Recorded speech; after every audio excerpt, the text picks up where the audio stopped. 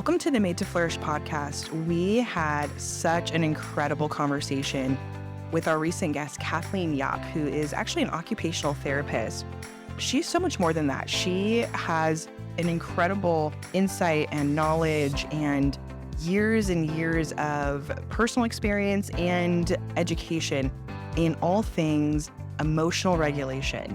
And Meg and I, honestly, our minds were just blown through so many things that Kathleen shared with us about the nervous system, as well as the tools that she has. Not only does she speak to those things in this conversation, but she is a woman that has a slew of resources on her website. So we're so excited for you to just learn a little bit more about occupational therapy, about emotional regulation, and how this maybe could apply to you or your child. We hope that this blesses you.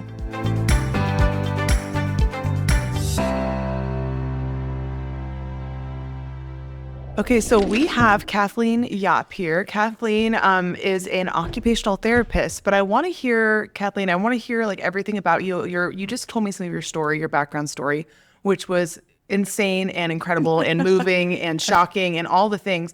But yeah, tell me about what exactly you are, what you do, and like what brought you to this point. Okay, my name is Kathleen Yopp. I am the owner of Helping Hands Therapy Services, which is a pediatric PT/OT speech and early intervention therapy clinic. We have one in Virginia Beach and we have one in Chesapeake. I've been a therapist for 26 years, and we've been in business for over 12. I am the mother of amazing 15-year-old twins that just turned 15, who are in the prime of teenage years. So much fun. That's why I work on my own regulation. So, you know that you're a parent of a kid that learns the vagus nerve strategies because they remind you of it. Not very calm right now.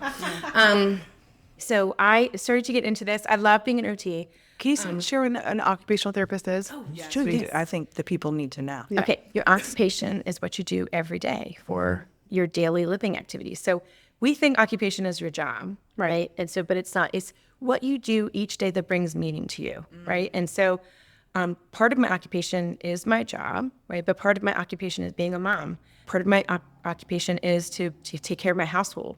What is it that I need to be able to do in order to do those activities efficiently, right? Mm-hmm. So for kids, their occupation is they have to go to school, they have to make friends, they have to do their chores, they have to get dressed. So it's you're eating, dressing, playing, everything that's part of your daily living skills, that is what your occupation is. So as an OT, my job is to take a look at what is it you're having trouble with and what is causing that problem, and then what can we do to fix it?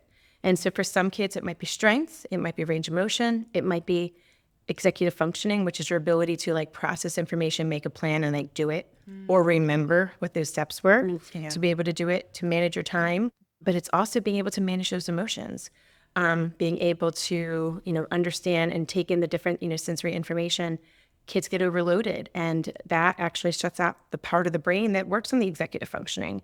And so as an OT, we work a lot on, helping the child to be able to improve the sensory information, to not get overstimulated, and to be able to stay nice and calm so that you can do those day-to-day activities. Wow. Okay. And when you very first walked in, you kind of explained to me, you're like, I'm not just like a regular OT. I'm not just a cool I'm a cool mom. Yes. So, as an OT, we specialize in sensory processing. OTs in general, kids that have a hard time, with touch and movement, or they tend to seek a lot of sensory inputs. Us OTs, we are trained in that area. But I had gotten a additional training in polyvagal theory, which is a trauma-informed approach. And so I take that approach when I'm doing my, my treatments, because it's understanding that the nervous system plays a huge role in, what we do every day, what we do for our choices, how it is that we respond. And, neuroplasticity is the brain's ability to change, right? And so understanding that you might do the same thing over and over and over and over again, but I can rewire the brain to respond differently. Mm-hmm. And so it's a big part of that is understanding how do we do that? And we call that rewiring the brain. Mm-hmm. And so it's just understanding about like what is causing the brain to respond this way and how can we make the brain to come up with a different outcome. Wow. So, what are most of the moms seeking when they come to you? Yeah. What's their story? So my passion really is emotional regulation, and part of that has to do with just like with what happened with my family and starting to understand, because I was just that burnout mom. I was that mom that is like, I was so desperate to get help, and nobody was helping me. My kid's having meltdowns, and I didn't know why. And the doctors and, the therapist, because I was divorced, they just chopped it up to, oh, it's just because you're a single mom. Oh, he's just doing it for attention. Oh, it's just because of the stress of divorce, or he just spent time with his dad, and that's the reason why. All kids go through divorce, go through that. But I'm like, there's something more. There's something more going on. And that's when I went and we had found out some of the different things that were going on. And I was encouraged by his doctors to look into the vagus nerve. And I was like, this is like, oh my gosh, this is game changer. It is understanding that the responses that my kid was having, he could not control, and that I had to teach his brain how to rewire the responses and have different responses and to respond differently. And as I was taking this training, it's a certification that I took. I was like, oh my God, I need this for my families. Yeah. And then I started to integrate it in with the families that I work with. And I would have more and more families just start crying to me like, I need help. Like, I can't go anywhere. I can't go out of my house because my kid is just melting down, and they're just saying it's a behavior. It's not a sensory issue. I don't know what to do. The counts, he's like 5. He can't do talk therapy. Play therapy is not helping.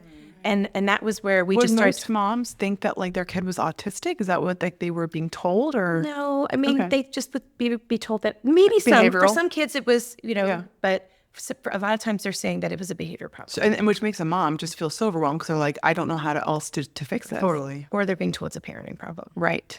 And I know I was in that same situation. And so, but it's not. It's a nervous system issue. It's the brain's response. And we have to learn how to change the responses. So I just started doing consults. I started just talking with families, and I'm a homeschooling mom. I'm pretty in my homeschooling community. I have a lot of families that just started coming to us for emotional regulation because they didn't really know, what else to do. I worked at CHKD for a while, so I have a lot of connections there. And so a lot of the therapists would start to send me referrals as well because they knew that I could help them in ways that they were not as familiar with. Wow. So in what ways are you helping, and like what kind of like testimonies and outcomes have you seen? I've seen so many different ones, just depending on the age of the kids. And so when we're really working on, we have to take a look at, first of all, like, what is the reason or why the child is having this response?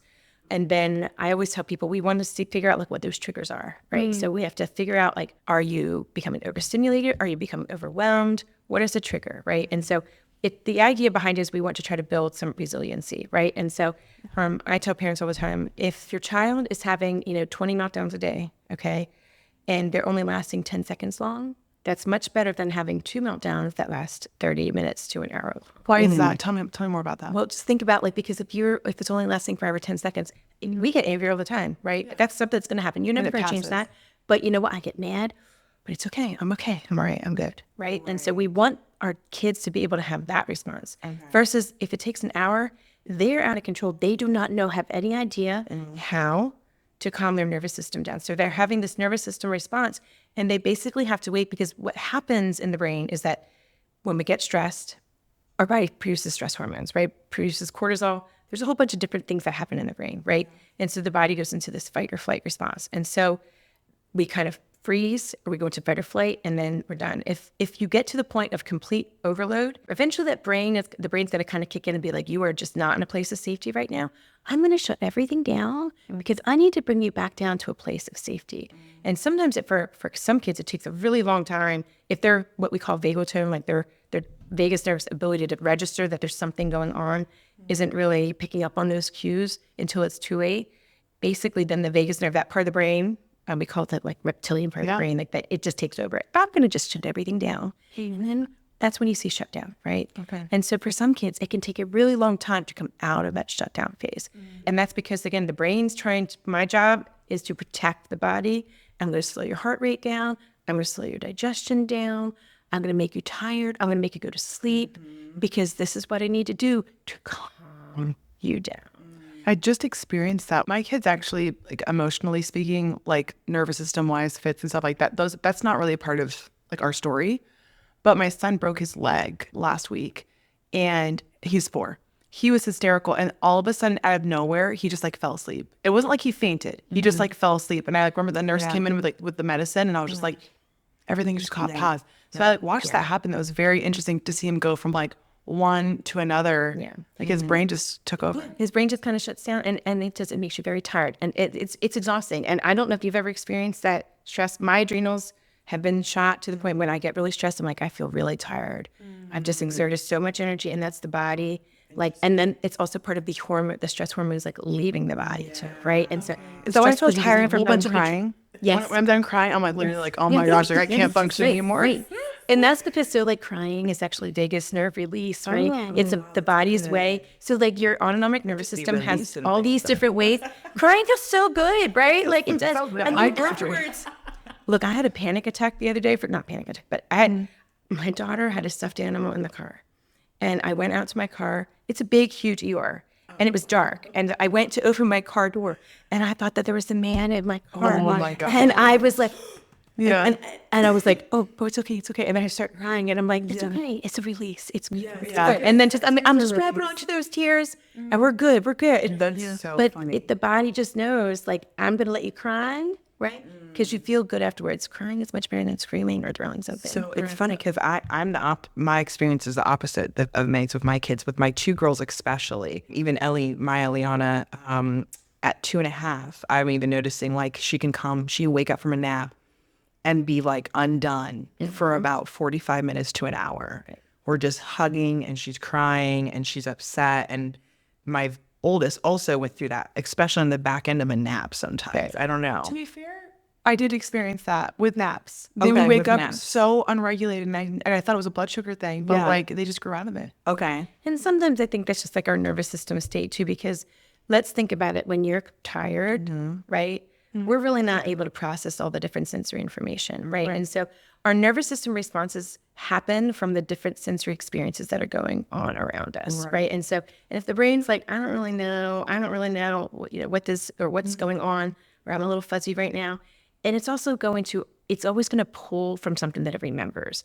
So if you had a negative experience with something, like you woke up in the middle of the night scared, right? And waking up was a negative response. The brain's always going to default to that because that's what it remembers. It doesn't remember the experiences itself. It remembers the sensory things that were going on at that time.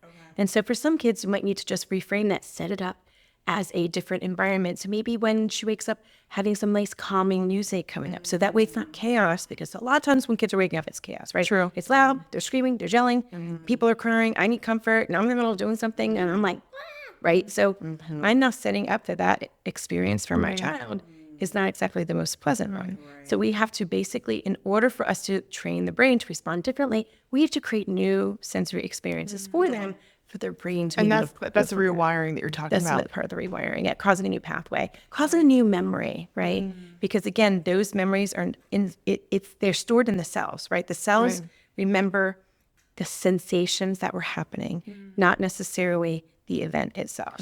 So when a mom typically comes to you, what are they looking for? Are they coming to you being like, I cannot help my kid emotionally regulate, or like my kid's putting everything in their mouth, or Just depends. I mean, because MT is a very wide, we work with so many different things. Yeah. And so I'm usually asking the questions, what is it that you're struggling with? Okay. Right. And so we start with that. Like, what is that you're struggling with? What do you need to be able to do? Okay. For some kids, they do. They're mouthing things, and that can be age appropriate. But that also could be a sign of like sensory processing. Like, I'm mouthing things because it's my third hand. I'm getting more information. I need something. And can you maybe talk about what is sensory processing, or even sensory input and output? Like, Yeah, because tell that's us a about big that. thing. Like, talk a little bit about that, because I think that would be helpful. Well, our senses, we take information in from everything around us, right? And so our sensory processing is like, I am able to take this information and I'm able to basically like create a response, right? So it's how I take in that sensory information and what I do with it. So if I'm hearing a sound, I know, oh, that's just like the vacuum in the background, right? And so I have to, when you're talking, sensory processing is I have to hear what you're saying, right? It has to travel up, into the nerves, into the part of the brain. My brain has to decode it, and then I have to make sense of it. Okay. I also know if I'm reaching into my pocket, I know what I'm feeling for. I'm be able to touch it. My brain is getting the signals from the receptors. What we call receptors are basically what send the information, up through the nerves to give the brain to tell the brain what's going on. So reaching into my pocket, and I know like, oh, that's a quarter, that's a dime, that's a pencil. I have to be able to process that. it's taking that information using our receptors, right? And so that's what receives it. Movement, okay, is our joints are the receptors. So I'm taking information from the information I'm getting from my joints. So that's going to help me keep my balance, right? And not trip and fall and not walk into the wall. Okay. And so processing that. Okay. Okay. Some kids have So a who would hard benefit time. from this kind of therapy? Pretty much everybody. Okay. A little bit of OT. So And why my question would be like, so if you see a kid that like puts a lot of things in their mouth, or their fingers are in their mouth, or like they're ones that like run into walls more, trip over themselves more, what would you say then as an OT? Why does that kid need support, or what is that indicating when they're doing those types of things? basically what I usually ask first is, how is this impacting your ability to do your day-to-day activities? Because if you're just mouthing things, but like you're mouthing a little bit of stuff, but you're able to like keep your hands out of your mouth to be able to play, to do your A, B, C, D, it's not really impacting. That's a good barometer. Yeah. And so, but if you're like, oh my gosh, like he's putting everything in his mouth that like I can't, it's becoming a safety issue. I can't leave him unattended. He's trying to eat things that are not appropriate to be eating, and it's impacting play. Or his teacher is like, I know for one of my daughters, like I had a teacher who talked to me because she's like, I had to like put Clementine, I had to separate Clementine from the rest of the group because she kept putting Blink in her mouth. Right. And my daughter has always done that. Like I'm always like being like, hey, get that out of your mouth, you know? So. Right. And so it's impacting your ability to do those day-to-day things. Right. So it can't say like, oh, this means this. It's not like A equals B, right? It's this might be, this is a symptom of what we're seeing. We need to do a comprehensive assessment to see what else might be going on to causing this. Because for some people, putting things in your mouth, like we bite our nails because we're nervous, right? Comfort. Correct. Yeah. For some people, or to pay attention, or it's a stress response. True. But for some people, they're like, oh my God, I can't get enough. And it's like a stimming. And so we need to take a look at stimming when you're just doing something over and over and over again because it feels good. It's almost like a tick. Kind of, yes. Okay. So, some kids, you might see like they kind of, do things like this, right? Okay. For some kids that you might see like they rock. For some kids, they make noises. Some kids, my son, when he is a little elevated, he hums. I just read a book about someone who hums when they're starting to feel uncomfortable. Right. Yes, or overwhelmed or happy, right? And so humming actually stimulates your vagus nerve. And so a lot of times kids are doing this because they're getting a response that they need. And so we don't look at the particular activity alone. We have to look at it in the context of, what else might be going on, and we do a comprehensive assessment. I'm so glad that you're like kind of like on here, because I think that for me and our generation, things were looked at as like good behavior or bad behavior. Yes. And so if someone was humming, or if someone was kicking their feet, or if someone like I like was diagnosed with ADHD when I was in school, like I have always been, I don't even know how to describe myself, but just like, like doing things. And like, I feel like now we're learning like, okay, this isn't like bad behavior. This is just like showing us a deeper need for all behavior has a reason, right? All behavior has a reason. It's understanding the why. Basically, when you ask them to do something, they're like, no, or they won't do it. You sometimes will hear people say it's PDA, which it's basically an avoidance. I can't remember exactly what that stands for. So right this second. But sometimes basically kids will avoid something that they consider to be stressful or causes them anxiety. And so ODD, from what I have been taught, is it is not a standalone diagnosis. You're not just ODD, right? There's something else that's going on that is causing you to have that, defiant behavior, or we call oppositional, right? Like, no, I'm not doing that. Well, why are you not doing that? I have a niece who's diagnosed with ODD, and it's interesting because I just was with her recently, and I like adore her. But it was interesting to watch what she would say no to, because it wasn't like tasks I was asking her to do. It was more like she was walking in a direction, we were in a crowd, and I was telling her to come back. And she just like couldn't. It was almost like she was like being pulled somewhere. Right, because she probably can't think past that, because I'm looking at like, that's my end result. And maybe there's so much going on here, and this is causing her anxiety, that like the fact that you're asking me to come back here is going to set me off, and my nervous system can't handle that. I need to get over there because that looks safe. Because the brain's always going to want to go to a place of safety. That is what we are designed to do.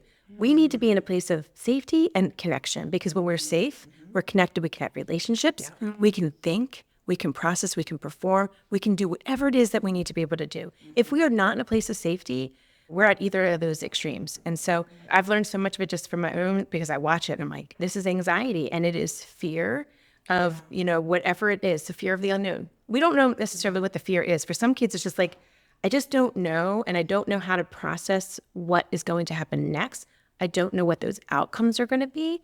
And so it's just easier for me to just say, no, I don't want to do that, because that is safer for me than having to work through it, because I don't feel comfortable in my own nervous system. A lot of kids don't like that feeling.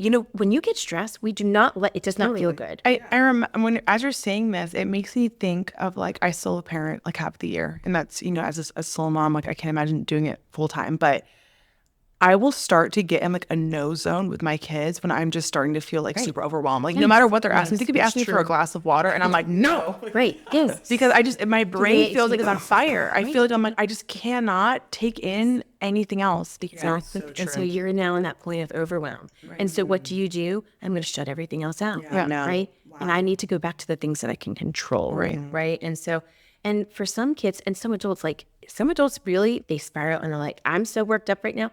I don't know how to calm myself down. And if we can't be calm, we cannot expect our kids to be calm. I do tell people a lot that we tend to be our biggest triggers for our kids. And we don't mean to be, right?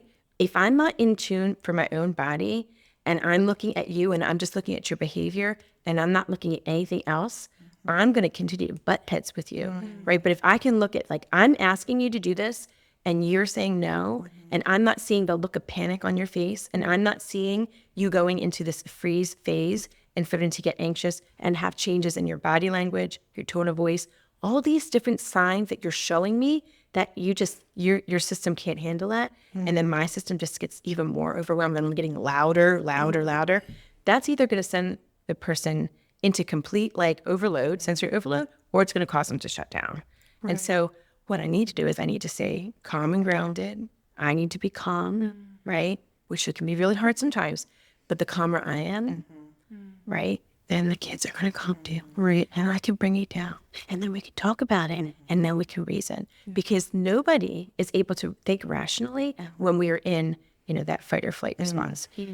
When we go into that fight or flight, those stress hormones, they get dumped. They can shut off, depending on where you're at with how stressed you are. It can shut off that whole front part of the brain to where you're like, I don't know what you're saying. I cannot process what you just said, and I'm not going to remember it either. Yeah. And so because kids, when they can go, so many times afterwards, they'll have a complete meltdown. They'll do things, and they afterwards, they're like, I didn't do that. Right. They don't remember. They don't remember. People like, you're lying. No, they don't remember. Wow. They have it's no almost idea. Like when like that blind rage. People talk about blind rage just because they literally like when they come out of it, they call it blind rage because they can't even remember. It was like they can't. And so the idea behind I heard it is that the blood drains from your head and it goes into your muscles. Yes, and so it actually, that's exactly what happens, is that because you're going into the fight or flight response, so your heart rate's going up, the stress hormones, they get dumped. And so part of that is, I'm going to prepare you for fight or flight, which means you're in danger. You're going to run, you're going to hide, you're going to fight, right? So in order to do that, I need to take I have to increase my heart rate, right? And so we're going to have to take to my muscles to get you to be able to run. So we have to take away the blood from other parts of the body to prepare your body to be able to go in. And I heard it really drops your IQ, that there's 2 times that your IQ drops. It's when you get really angry and the blood drains from your head into your muscles, and when you get really sexually aroused and your blood goes to different areas. And those are the 2 times. But those are 2 times that your IQ drops. And I'm like, dude, being angry and being, I don't even know of a good word to use for that, but being aroused, those are 2 times where you actually do really make bad decisions. Wow. Because you're not thinking. Yeah, and your IQ's dropping. Yeah. So that is the frontal lobe, that part of the brain, which for kids doesn't, it doesn't develop until way after your teenage years, 20s. Men, I think it's in the 30s, and so really there's a difference between men and women. And so with I don't know why, but there is. And so, and there are techniques that you can do to help with getting the blood flow back, right? And so, and that's where that awareness in your body is. And that's a big part of what I do when I start, is I teach you awareness, right? Because if you're not noticing that you're in fight or flight until it's too late, then that's when we have that hour-long meltdown, right? But if I can teach you to be super sensitive to what's going on in the inside of your body, you notice those subtle changes, you can start doing some calming strategies and teach your brain to calm you down, without even thinking Can you about share it. some of those, not just for adults, but also for kids? Like, what are some of those strategies that you teach? It depends on the age of the kid. And so I just kind of start, the biggest thing is we have to be aware of what we're feeling, right? And so for kids, it might be, they don't always, do you feel stressed? They're not going to be able to answer that question. And they don't always know emotions either. Everything is happy, right? They don't know. So starting to label emotions, okay, right? And so if you fall down, did that hurt? How do you feel right now when you got hurt, right? And so if something made them sad, right? So that looks like that made you sad right now. Can you talk to me about that a little bit? Helping them to identify what it is that they're feeling and putting words to that. And it's going to help them to pay attention to all the different sensations that are feeling in their body. With kids, sometimes I'll ask them like, okay, when you feel scared, what does that feel like? The answers that I get sometimes are so interesting. I've had people tell me, it feels like there is fish swimming in the inside of my stomach. Wow. Right? And so but that's what that feels like to them. And so then we help them to label that. Okay, when you feel that fish feeling on the inside of your body, that means that you're feeling scared right now.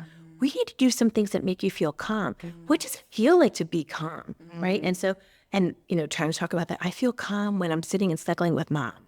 I feel calm when I have my lovey. I feel calm when I'm petting my dog, okay? So we get them to remember what those experiences are, and because it's an experience, that their body and cells remember that. And then we just try to recreate new experiences, for them in the context of play. You can't work on, let's do some deep breathing when you're in the middle of a panic, because that's when you get, it's not going to work. Okay, interesting, because it's really hard to get my oldest to like lean into breathing techniques when she's like heightened. We'll try to do that. We'll be like, okay, you need to take some deep breaths right now, and she's just like, no. How often do you practice deep breathing? when she's calm. When she's calm. Never. So maybe that's what we should do. If you don't, Keep her thinking about that. well, I'm just asking because again, we can't. If you've never practiced it, there's no memory there. That's true. There's nothing there for me to pull from. Because remember, your brain is only going to be able to pull from what is in. Think of the file cabinet. Okay, you pull out the file cabinet. What has been filed away? Okay, if you've never put anything into the file cabinet and open it, there's nothing there to pull from. I'm going to remember what I used to do, which is I'm going to cry and scream and yell because at least after that happens, then that part of the brain kicks over to calm me down. So what would you say the first step would be for like Yasmina? Again, labeling emotions, right? We have to work on How are labeling you feeling? emotions. Do you ask them the because- question? How are you feeling right now? Yeah. Before, when you're calm, don't do anything When they're worked up. when you're worked out. Really? You have to, practice everything when you're calm. Everything when you're calm. What's your time that moment, Kathy? Well, because here's the thing is, if you practice it when you're calm, right? The idea, Practicing when you're calm. That's like that's practicing when you're calm. You're storing it, right? Right. You have to practice it when you're calm. That you can lean into then when there's a Correct. heightened. Right. Okay. Yes. That Because feels then their brain is like, oh, when I feel like this, I remember that, yeah. right? I remember that. I remember when I did that. Well, you were saying that other day with Daniel Tiger, how like when Eliana starts to feel scared at like drop off, you're like, remember mommy comes back or whatever that phrase is. So you've done that. Yeah. She learned that when she was calm. And then she uses that when she feels scared to calm herself back down. That's true. Okay, so let's say that you're a mom who like learned these things.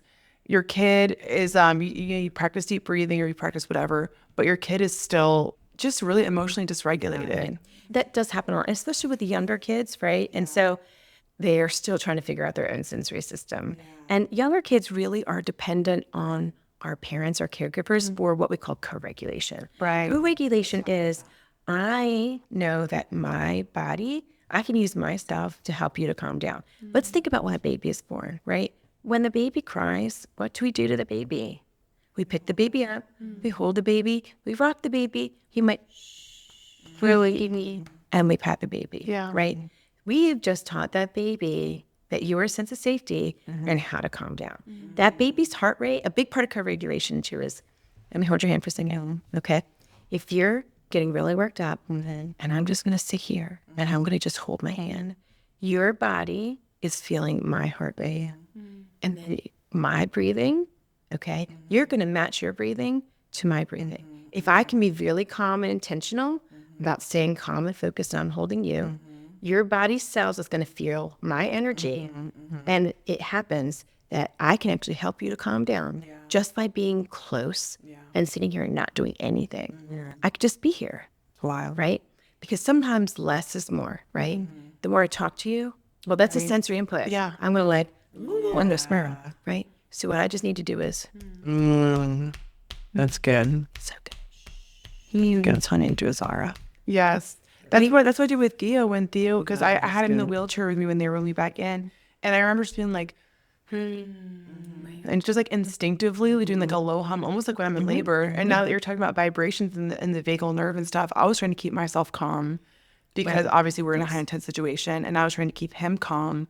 But I knew that, like, I don't know, it's like I instinctively just started like lowly humming. And you've learned, your body has learned that feels good. Our bodies do kick in to do those things when we go into the fight or flight, because your body doesn't want to stay there. It does not feel good. When your body realizes I'm not in a danger situation, okay, your brain's going to kick in, I got to pull you out of it. So it's going to try to remember whatever you've tried, right? I love box breathing. And so box breathing is where you take, like, you breathe. Breathe in for 4. Yep, for 4, hold for 4. Out for 4 and hold for 4. Correct. Yes. And for kids might be doing 2 or 3, right? And so I love that because it really helps with slowing your heart rate down. I had an incident one time where I had a horrible dream. It was horrible. I mean, horrible. I woke up like panicking in my dream, and I'm like, my heart rate is so high right now. And I practice box breathing so much that in my dream, I can know this happening.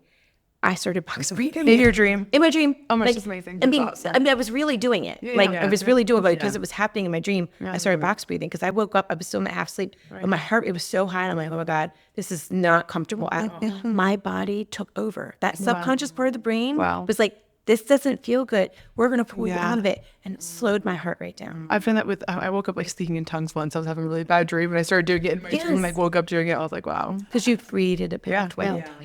We call those like neural connections, brain pathways. So that when we feel this way, this is where we respond. Have you ever heard of the Aura ring or the Ultra Human ring? Like what I'm wearing right here?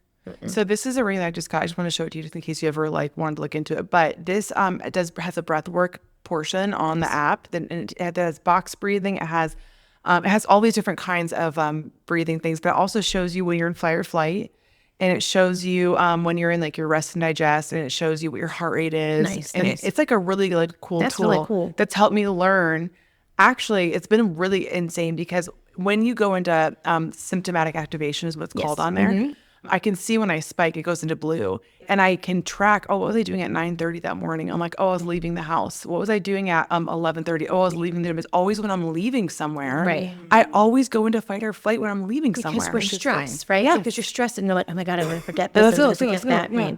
And so that awareness is so key, right? Like, because if it helps us to be in tune of what's going on in the inside of our body. Our body is always giving us a clue, right? For some kids, I call it like, how big is your box, right? And so my box might be this big, right? Which means that like, this is my threshold, all right? And so like, I can only handle this much, and then I'm, in fight or flight, right? But as I build resilience with it, right? The more aware I am, right? I'm able to tolerate a little bit more, right? And I can tolerate it, and I'm aware of this is stressing me up, but it's okay, right? Because I feel it coming on. I always know when I'm getting stressed because I feel it, right? And so I get hot and I get blotchy, right? Before my heart rate starts to go up. So I have temperature, feeling, right? So I get hot in my head and my chest. My kids always know too, Mom, you're blotchy. But what's bothering you? And my heart rate goes up, right? And then my tone of voice changes. And so those are my signs, right? And so it might be different for you. It might be different for you. It's going to be different for our kids, right? I know my daughter, when she's starting to go into fight or flight, she stiffens everything, and then her voice changes, right? And so it's like, it's so true. Yes. Something that, like a tool that my therapist gave me for when I'm starting to feel like really overwhelmed. She was like, okay, just remember, like, this is uncomfortable, but it's not dangerous. And so I have that like phrase in my head because, like, leaving somewhere, for instance, I go into fight or flight when I'm just like literally like leaving the house. I used to do that a lot with kids, So I'll remember like when I'm running late, like I hate being late, but I have to like remind myself in order to keep myself from like staying in fight or flight. It's uncomfortable to be late, but like it's not dangerous to be late.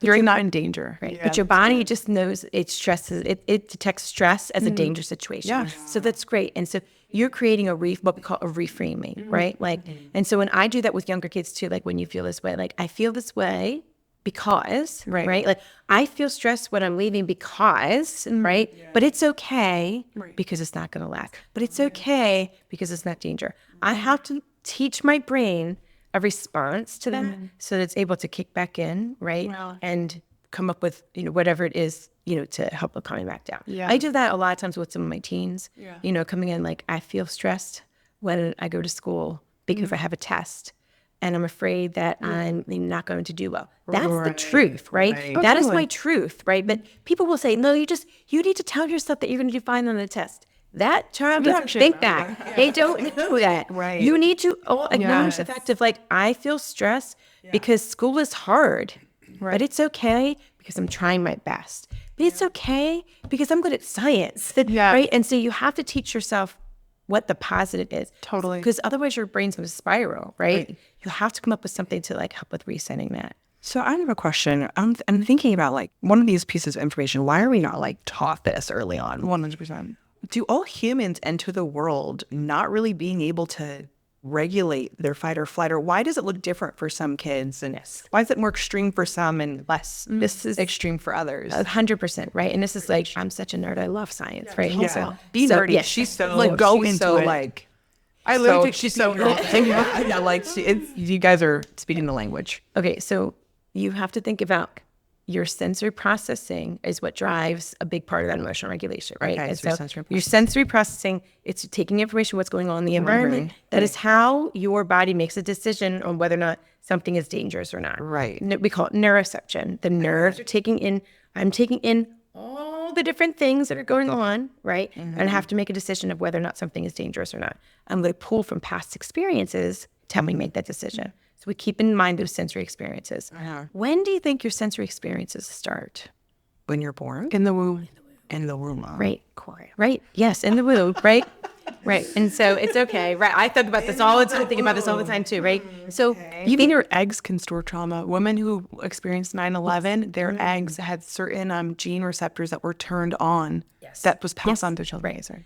Because of the stress hormones, right? Because when we are under stress, our bodies produce cortisol. Well, whatever's in the mother's body, whatever's in the father's body, right? It goes into the cells, right? And so thinking about the entire time, that you're pregnant, right? So again, whatever the mom eats, the baby gets, right? So if my stress hormones are high, right? It's going to impact, I don't really know what that level of impact is, but they did say that they've done studies just showing that their higher levels of cortisol can impact the baby. And not saying that the baby's going to have higher levels of cortisol, but there is an impact, right? So if the mother is stressed, it's going to have an impact. And the baby is taking in the information, your voice, right? It's taking in movement, right? It's taking in how calm you feel. If you're calm, what does your heart rate look like? If you're stressed, your heart rate is elevated, okay? So the baby's going to basically feel some of the stress that's going on in your body. And so if there is any kind of like stress that's going on, if there's financial stress, if there is domestic stress, if there's fighting, any of those different things, again, that's going to impact the mother, so it's going to have an impact on the baby. If you have a regular birth, right, meaning a vaginal delivery, okay, without any kind of complications, the baby comes out. What do they do with the baby? Chest. Goes right to the chest. And then what does the baby do? Cry or nurse. Right, either one, right? So the baby comes out. I'm now touching you. The baby is like flailing, right? I'm going to take you and I'm going to put you on the mother's chest. So now the baby is touching, right? The mother feeling the mother, right? And using the sense of smell and touch to find her nipple so that she can begin to nurse. That is what we consider to be normal. That is what the normal experience should be, okay? If you've had any kind of birth trauma, if you've had something early, if you had a C-section, right? All those are sensory experiences. I'm not saying that like a C-section is, shame, but it's a different experience, right? And so a lot of times with a C-section baby, the mother might be medicated, and so the baby might not be taken immediately to be put to rest. Yeah, I had a C-section when Zion my last, and we didn't get to connect for like a while. Right. A couple of hours. Yeah, and so same thing. They didn't give me my baby, and so my son, I had a twins, a C-section, and so my daughter came out first, and my son was stuck, and so he was a little blue when he came out, and so again, there's just little things, right? But it alters your sensory perception. So it's just understanding. So like that baby, that now I have something that's stored in my cells, right? Like so now I have something that's stored because now my sense of like what is calm and normal for a sensory experience is a little bit different than somebody that didn't have that sensory experience. Right. We are learning everything that we do every day creates a pathway in our brain, and I'm learning, right? And I'm creating this and I'm learning and I'm creating a pathway of like, when I hear this sound, this means this. If a baby's in the NICU and they hear the beep, beep, beep sounds, they're learning, right? That something, is not good. Babies in the NICU are learning that touch can be obnoxious because of the heel sticks and the amount of handling, because they try not to handle babies, in the NICU, because some babies tend to not be stable. And the thought behind it is that like the more I'm touching you is causing more stress in the baby. When they've done actually. My sister's a NICU nurse. She talks about that. Yeah, I used to work in the NICU, right? Yeah. And so kangaroo care actually is something that is recommended that I if you literally do would do that if I could. I would have a baby on my chest all day, every day. I wish they would create a position for me. I do it for free. Well, they do actually have volunteers that's what they do, right? They don't do skin to That's skin. me. They don't do skin to skin, but they still with the babies, like they call them like snugglers or huggers at the volunteers. That's what I mean. Give me 5 years. But the baby's now learning then again, like your sense of calm, right? And I'm able to calm my heart rate by, by your smell, your touch, all of that. So we're teaching again, we want to basically rewire the body's connection so that they're learning, what safety is, because again, their sensory receptors have been like, whoa, this is like a whole different experience for me.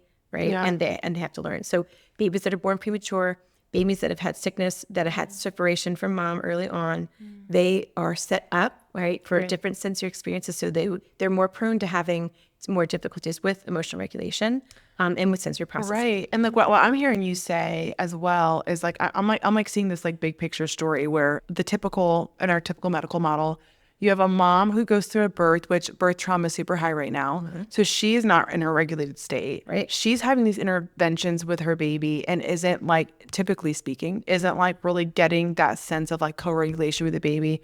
She goes home with the American model of care, especially. You're not supported. You don't really have a community. You don't have other like moms and aunties and stuff coming over and rubbing your feet and like washing your hair. And so the mom is in stress mode.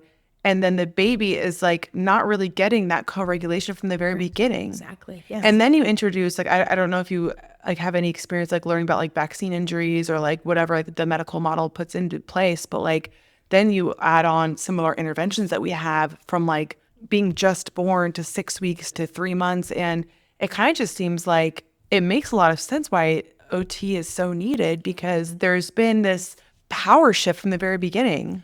Right. I mean, and 100%. And taking a look at like, there's so many different things that can impact, the body and the brain chemicals, because again, when our brain's like getting too much different information, it's going to cause different responses. So what's in our food, right? And so different toxins, toxin exposure. I had mentioned to you about like we lived in mold. And so that chronic illness is what set my son's nervous system, because he was in the chronic stress state because of the illness. Right. And so his body became so dysregulated that his vagus nerve was just what we call the vagal tone. It was just like not really functioning the way that it needed to be. So everything was stressful because his body was living in a stress state because of the illness. So when you're having that constantly in a constant stressed state, your brain starts to think that that's normal. Right. And so it forgets what it's like to be, calm and regulated. And so being stressed is my new norm, right? And so which you so see in the world. You see people that are like, are you just stressed out all the time? And it makes sense why their kids have such a hard time coping with life. Because we mirror to our kids, right? They're learning this is so generational. This is so normal. Or like, I don't want to trigger mom because then I get triggered. So I'm living in fight or flight. I'm living in an anxious state. I might not be like, think about like your cup, right? And so I'm up here, I'm at the very edge where it's only going to take one little drop for me to explode. Do you know what I mean? We want to kind of be in the middle where we can handle that, right? And so when you're living on that edge where it just takes like one little bit, to overcome. Yeah, that's something that I'm trying to work on. I'm sure you feel the same way, but like I am trying to work on creating more of a margin of like my overwhelm, because I feel like, especially when my husband's away for weeks at a time, sometimes I don't even realize it because there's so many things that have to be done. And then something happens and I have this response and I have to apologize and be like, I didn't even know that my cup was 98%. No, we don't. And that's where that awareness is key. That's why I say you have to work on awareness first, right? And so I teach awareness because, again, the more aware we are on my heart rate starting to go up, I'm feeling anxious. I need to do something to try to see if I can slow it back down. And becoming aware is like a new phenomenon for like our generation. Totally. Because we were brought up you were suppressed to shut down. Like everything was suppressed. Everything was shut down. Everything was quieted. Well, yeah, And because so we're like adults learning how to connect to ourselves for the first time. yes. And then also simultaneously trying to teach our kids to do that too. When I teach, so one of the programs that I talk, it's like rewire, connect, reset, rewire, reconnect, right? And so you're resetting the nervous system, you're rewiring the brain, and then you're reconnecting with, others and yourself, right? Because it's easier for me to just not feel my feelings. And like, I've had a conversation with my son's counselor about like, yeah, he doesn't have any idea like what some of those feelings are because it was because he was so sick that thinking about how he felt was traumatic. And so he actually shut off that part of the brain because he didn't want to remember. And he even now when he asked me, he's like, I don't remember that. I don't want to talk about that because of the medical medical trauma, because of all the different stuff that he had to go through. So we have had to really work on like, when you get like this, like, what does that feel like? He's like, I don't know. I need you to pay attention to that because it's hard. It's hard because those uncomfortable feelings will trigger memories, and the body relives memories like it's happening. If it's something that's traumatic and I remember it, your body thinks it's happening all over again. That's why we're doing the neurofeedback and the stuff with the EMDR with Lisa to try to like move those memories from your frontal into the back of your brain. Reprocessing. And so, and I love, we do neurofeedback and EMDR too. And so, and I don't know, my family, now I'm getting trained I have a neurofeedback machine. Okay. And so, because it's like the bring it. Yeah, because it's because again, like it's we have got to work on I'm always looking at what can I do to help with rewiring your brain, because I need to give you tools. Right. And it's not enough to try to change the behavior. Nope. Like I wish more people would realize this is not about like behavior does come into play at some point, of course. But like a lot of times, like with what you're referring to and like certain traumas or like maybe like memories that you have, like this is not about a behavior. This is about like changing at the root. This is about going back to the root and helping move those things from your prefrontal cortex into different parts of your brain. Exactly. And I tell people all the time too, trauma is not an event. Trauma is how you experience that, right? I have twins, okay? They experience almost very similar things, right? But the way that their bodies experience it were very different. And so it's how, and that has a lot to do with, like, again, all these other different sensory experiences that you've had over time, right, have helped shape other things. Which is why you could like talk to, I'm one of 6, and you could ask like my little sister, like what were Christmases like growing up, and she'd give you one example, and you'd ask me and I had a completely different, because like even though we might have been at the same event, like our brain processed things much differently. Yes, right, exactly. And so, and there's so many different techniques, and I tell people, because I'm a therapist, right? So I work with other therapists, and they're like, I can't teach a 3-year-old how to do some of these things. I'm like, yes, you can. It's just in the context of play. And so we want to try to see if we can stop those thought patterns, because again, we don't want to be, if everything that we do is causing you stress, that's more memories of a negative experience. We want to try to teach them like, positive things, which is why if we were doing something that like, okay, let's say that I don't like touch, right? Because every time I touch it, it's like, I don't like the way that feels. Well, we do it in the context of play. Or same thing with like food. I look at that food and I don't know what that's going to look like in my mouth. And so I just don't want to, I want to avoid it. So we do it in the context of play so that I'm creating a new memory that food is not so scary the next time. And my theme, this is like, I'm really just trying to make it really simple. It's not as easy as this, but like the concept of it is, so that way that's not so scary the next time. So that way when I look at it, I'm not going to go into the fight or flight. When I look at that, when you eat that, I'm going to panic. Some kids do. Yeah, I've seen like little plates that are like interactive plates. They have like, the plate looks like a toy. But when the kid is able to eat off it, I guess is what you're referring to. Like to them, it's now become less of a stressful event and more of an entertaining event, because their plate has like, I'll send you a link. I would be very curious about that. Yeah. And there's so many different, and that's where, again, like having a therapist for some of the feeding. Feeding is, some of the things you're going to need help with a therapist for, right? And so, but again, if this is what's scary for you, what is it that's so scary? How can I create something so that you learn that's not a scary experience, right? And so it's like things, remember, I'm thinking about like kids when they go to a store and they see like a mask and it scares them. What do we do as a parent? We take the mask off. It's just a mask. See, look, this is not scary. We are doing that, right? We're showing them so that way next time that they see that, they don't automatically think that that's scary. We need to really be doing this for pretty much everything, right? And we weren't creating positive experiences. It's funny because I'm thinking about my children who don't really have their fear. They don't have a lot of fears, and I'm kind of that way. Me and my husband both like have our own issues, but like fear is not like a huge thing for us. We both kind of just like assume things are gonna be fine. And I've seen that with my kids. However, I've watched my oldest daughter become fearful of like almost like a social anxiety start of like fearful of losing her position as someone's best friend, fearful of like losing her intimacy. She's like, I like yesterday she really wanted to go to school, but she was sick. And she was like, basically like bringing up her friendships. She's like, I'm scared that they're like going to forget about me or whatever. And I'm like in that situation, I'd be like, I try to bring truth, but I don't really even know how to like walk through that fear with her. That feels so scary for me. Yeah. And that's what, again, because like when you're starting to spiral, right? Like, and you have those thoughts and those thoughts become, we perseverate on them, right? So every time you think it, your heart rate starts to go up. So you want to try to see if we can calm the nervous system down too. So a lot of times what I love tapping, like I need tapping, like butterfly tapping when you're feeling this way. Let's just try to see if we can calm our brains down and let's think rationally. If you're trying to talk rationally, when she's upset and worked up, you can talk to her. But it's Not going to work. it's not going to work. I got to get you calm first, right? And so when I'm working with that, I try to make sure that we're nice and we're calm first, and then we can try to let's talk through it. And then that's where you can kind of. I actually have some worksheets that I've made.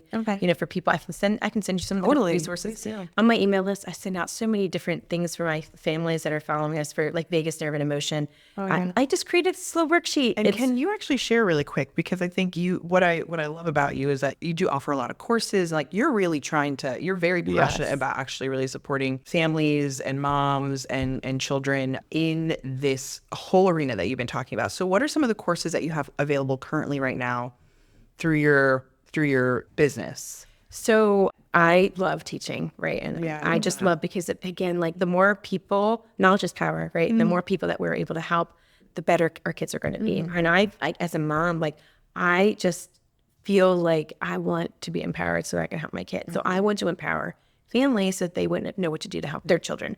So I have courses for therapists and I have courses for parents. So I have a parent masterclass, vagus nerve masterclass, where we basically go through all the steps of emotional regulation, of like identifying the different sensory processing. What does that look like? What are trauma responses? And then just going through all the different, like the how, the why, the triggers, and then what you can do, as well as activities. Because again, with kids, it's different, right? And so there's ways to work on deep breathing without actually breathing, right? And so pretend that you're blowing on a birthday candle, right? Like, I have, my new one is to pretend it's a thunderstorm, right? And like, what does the wind do?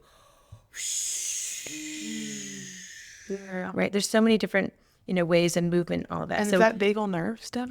that's all stimulating the vagus nerve. Yep. And I put those in my courses. So that way I'm teaching families. I'm in the process of tuning on school, the school.com. I use that, I have a community that I'm getting ready to, we're still putting things in there, all the resources that we've had. Wow. I'm trying to like load them all in there so that families can have access to. It'll be like a monthly subscription that you can just go and just learn, right? And so, because right now I'm emailing everything out, and I've had people be like, I didn't get that email. Right. And so, because I create worksheets, I create like just trying different activities. So having it all in one place. So that is amazing. I cannot wait to see that. But before we move into anything else, I really want for you to explain to our audience about the vagus nerve, because you were explaining it to me and Yaz before we started recording. And I remember having someone being like, oh, I want all this to be recorded. So just give us like the cliff notes about like the vagus nerve and like what you do with it. Sure. The vagus nerve is actually the longest nerve in the body. It starts at the back of the head and it goes all the way down to the back of the spine. There's branches that basically, go off of it that impact your eyes, your ears, your heart rate, your breathing, your digestive system, right? And so basically when the vagus nerve is not working, it can affect all those different things. Or the vagus nerve, if what we call like vagal tone, right? If it's not operating really well, or the vagus nerve, I'm going to kind of, we talked about that, the vagus nerve kind of kicks in to pull you out of that fight or flight. It slows everything down. So that's why when after stress, you might have a stomach ache, or you might feel nauseous, or you might start to feel tired, or hypersensitivity to sound. So we use, the vagus nerve has two jobs, right? To pull you for fight or flight, right? Preparing for danger. And then once I realize, okay, there is no danger, the vagus nerve then activates to kind of pull you out of that state into what we call a state of rest or digest, or to calm back down.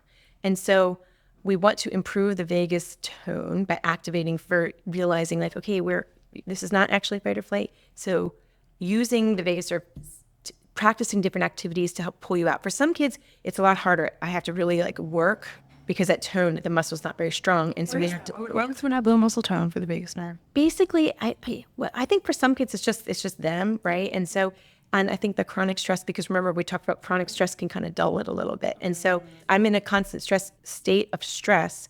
And so by the time my body realizes this is not stress, right? And so I need to be able to pull it out. But if you're living that chronic stress state all the time, the vagus nerve just starts to learn that that's normal, right? So there's different things that we can do to work on trying to activate it. And so vibration is one way that we activate the vagus nerve. And so breathing is another way that really helps. Those are the two things that I feel like are the most effective with activating the vagus nerve. So taking deep breaths, and there's lots of different ways that we can do that. If you're yawning, you're taking deep breaths, right? So that's kind of just showing, like, if you yawn and you're swallowing, so swallowing can help with activating the vagus nerve. There's different eye movements that can help with activating the vagus nerve, basically because the branches go up the eyes, the ears, right?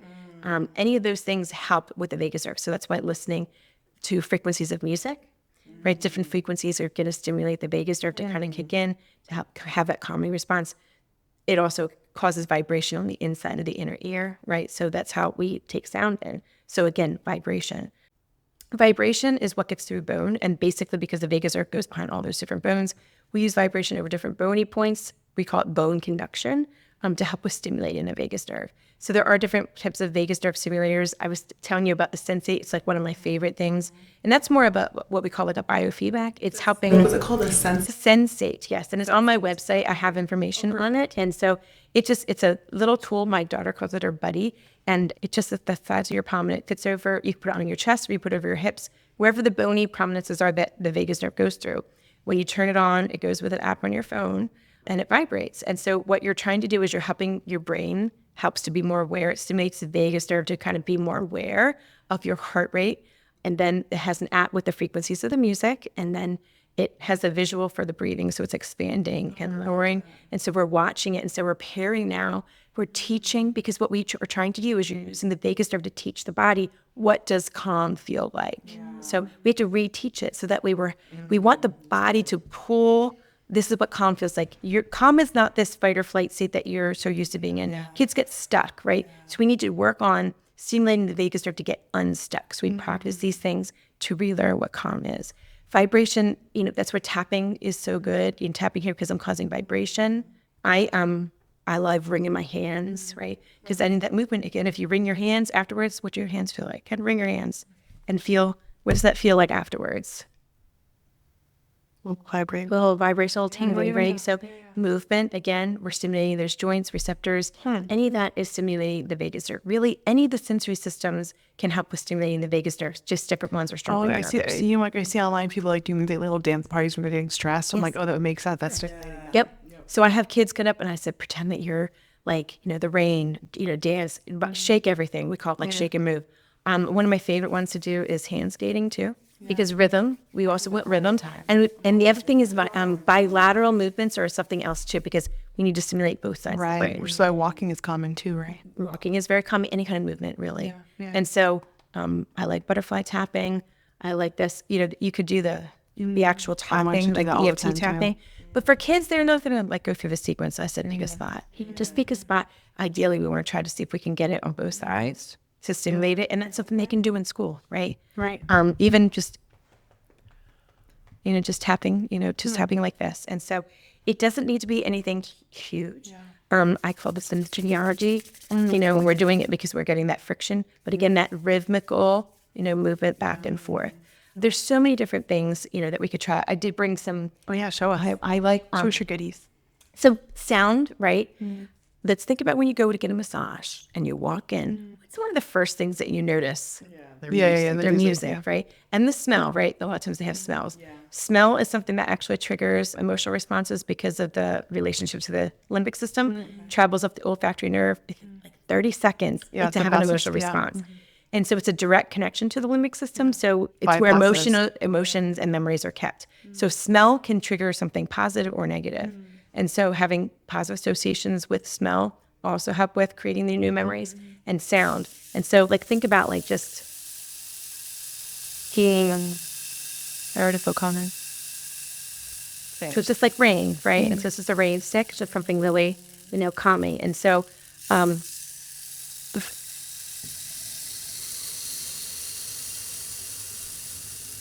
and then These are just different things I let kids play with sometimes. One fan with bender stir sound.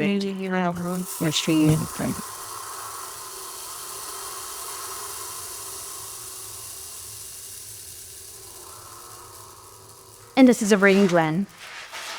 Excuse me. I'm confused. That was for me. And the first two I like too. For some kids, right? They need more. Or, I have sometimes I'll just let them. Yeah. And so you're saying utilizing these tools in the midst of dysregulation, Using them when they're calm. If you've never practiced it, when they're going to look at you and they're going to be like, no. So it's getting worse. Right. But if you, let's say that you use this all the time. Yeah. This becomes, I remember that this is common for me. Well, when you first tipped that over, my very first thought was I sleep with a noise machine on. Yeah. And whenever I bring in my baby to like nurture and sleep, I tap that noise machine, I instantly feel her body like relax my arms because that noise to her means like it's bedtime. Right. And she's close to you, right? Yeah. So you have to create a memory. Yeah. So I also sleep with I also sleep with earplugs in. I wear earplugs every night. It's like my favorite. I could not live without. You could take my bed away. Yeah. And as long as I have my earplugs, I'd be okay. Yeah, I hear you. I mean, and that's what becomes the comfort, right? I'm also trained in the Safe and Sound protocol, which is a specific technique in polyvagal theory that Dr. Porges, created with it's a trauma program, basically with helping resetting the nervous system. And it's music, right? Frequencies of music to stimulate the vagus nerve because it's non-invasive. And so we have done it. I've done it with both of my kids. I've done it. And it's funny when my daughter's response, when she put on that music that just makes me feel all like warm and snuggly. And so because again, like music is something that's very like calming. Is that on Spotify or on something? Like no, you have to go for a therapist that is trained in it, because it's a program, it's a protocol. It's like basically part of my therapy that I do. Yeah. I don't see a whole lot of kids, but my therapists do. And so I work in collaboration with the therapist or I work one-on-one because you have to work on training the nervous system because we are stimulating the nervous system. It can help with kind of like with the EMDR, right? We're trying to help with moving those memories out. So it helps with reprocessing the memories. Yeah, when I went to my dentist, I go to see a holistic dentist and I have a legit dental trauma. Like, oh my gosh, I can't even get into that. But she doesn't do anything, but she gives you an eye mask to block out all light, and then she puts in these things in your ear, and she plays a very certain kind of music that goes back and forth. Yes. And then she puts L-theanine, a patch on your wrist. Wow. But that was to help keep me calm during my last dental stuff. And binaural beats, that's what the different types of music, but when they're doing two different sounds, pitches, one is in one ear and one is in the other ear, and they alternate. And so your body actually thinks that it's hearing two different things. It goes along, like everything bilateral because you want to be stimulating like both sides of the brain. There's a lot of things that you can be doing because, again, we want to bring, inflammation calming. At my office, because we open up our wellness clinic, we use different things like red light. I have a biomat. We have a vibration plate. We have a lot of those different things because, again, you're stimulating the whole body to bring it into a calm state. And so, because so many times we just don't know how to get calm. Right. We don't really know what that feels like. So we need to use those modalities, to try to pull your body to help it feel like, hey, this is what it feels like to be calm. And can you share what your business name is, what your website is, how people can find you, how people can find your or email list? Yes. And I have action that can give you some different things to put in writing as well. My business is Helping Hands Therapy Services. We have a clinic in Virginia Beach off of Haygood Road, and then we have one in Chesapeake. We have on our website, you can get on the email list that way, helpinghandstherapyservices.com. And then our courses are helpinghandstherapyresources.com/store. I think it shows you all the different courses that are in there, but you can sign up for our email list that way. That will put you into all of my information for, if you go to because that's where the courses are, the email list, if you want the calming jar, and if you want all the different handouts that I create are currently going through, I have everything to be set up for there. And so, and then my email is it's Kathleen.Yopp, YOPP, at helpinghandstherapyservices.com. And people can always reach out to me. directly. And through our website, there's an option good. to go through for the contact us. And we are on Facebook. We have our therapy website, and then I have one for I think it's called the Emotional Reset OT, because it's really, because again, I'm so passionate about like the nervous system, because to me, if you can't get that nervous system regulated, it impacts everything. I do a lot of potty training stuff. Right now, I'm also known as like the potty training therapist. But like I tell people I'm different because again, we take into consideration the sensory and the emotional component. Kids that don't potty train well because they don't have good body awareness to know, or they have the fear and anxiety about going to the bathroom.